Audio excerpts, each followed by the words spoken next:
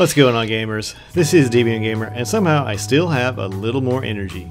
The reason I still have some juice? Well, I know that we are going to get to try all of the PvP goodness of the Taken King early. As in the September 8th patch that I have talked about, well, Bungie is going to leave all of the PvP maps and 2 of the modes open for everyone to try. Now that will stay open until the 14th.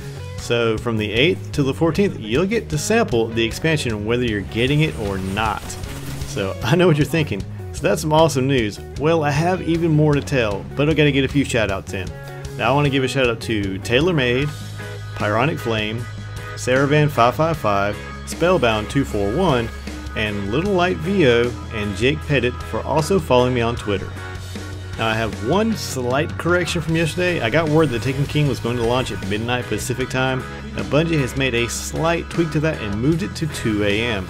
So let's talk about the other changes that are coming on this September 8th. Now the character level for all players will be raised to 34, so even if you have just the base game of Destiny, you'll now be able to get up to 34.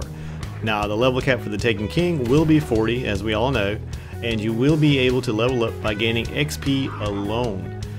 Character level and light will now be separate statistics. Your character level will be grandfathered into your highest possible light value from all the gear in your inventory and the vault.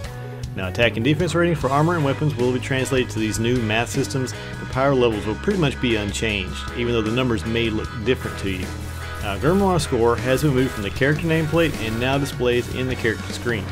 As far as what's going on the nameplate, I believe that's where your light level will go now.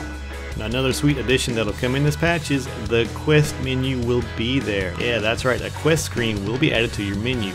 Now this tracks all active quests. Now any abandoned quests can actually be recovered from the Hall of Guardians, and that's pretty cool. And any year 1 activities can be converted to the new system. Now as I showed you guys earlier, the bounty slots will be up to 16. Incomplete year 1 bounties will be auto-abandoned when this patch lands in preparation for the launch of the Taken King. Now here's what's cool. Incomplete year 1 exotic bounties will be completed with their respective vendors. So now I'm not sure what this means is the fact that if you were still trying to knock out the Thorn bounty and you couldn't quite do the Crucible part, if this is actually going to give you the last step to go up to the speaker and get the gun. But if that's how it works, that'll be pretty cool. Now year 1 bounties issued by Eris will be gone. They're going to get out of here. Reputation with Kurta's Bane can continue to be earned by completing quests in the Taken King. Now I showed you guys this yesterday when I was talking about how the Kurta's Bane rep or Eris rep, I'm not sure exactly what we're going to call it from this point forward, but you can gain that in the Court of Oryx Dreadnought public event. Collections have been added to the tower. Now emblems and shaders can be found near Ava Levante. Ships can also be found near Amanda Holiday. Now exotic armor and weapon blueprints added to the tower. You will now have a blueprint for all of the exotics you own in your collection. So when the patch lands, make sure you go check that out near shacks. Now changes that are going to happen to your inventory are modes of light will be used to grant XP to your weapons and armor.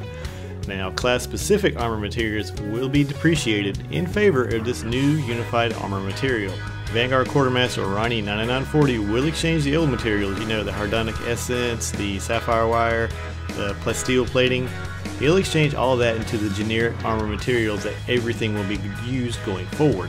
And just like the Blaze of Crota, the Fallen Wolfhound patrols will retreat after this patch lands. So if you've not gotten the Queen's bounties that you wanted to knock out, now's the time to do them. Now one last change is that the Elder Cipher will no longer drop upon completion of the Prison of Elders. Now the exotic items that are offered will now have a chance to drop from the treasure chest. Now that's cool. So when you run Prison of Elders from now forward, once this patch drops, you can actually get it straight from the chest. Now that's going to be a nice time saver. Now guys, I have a few last little things that I want to show you.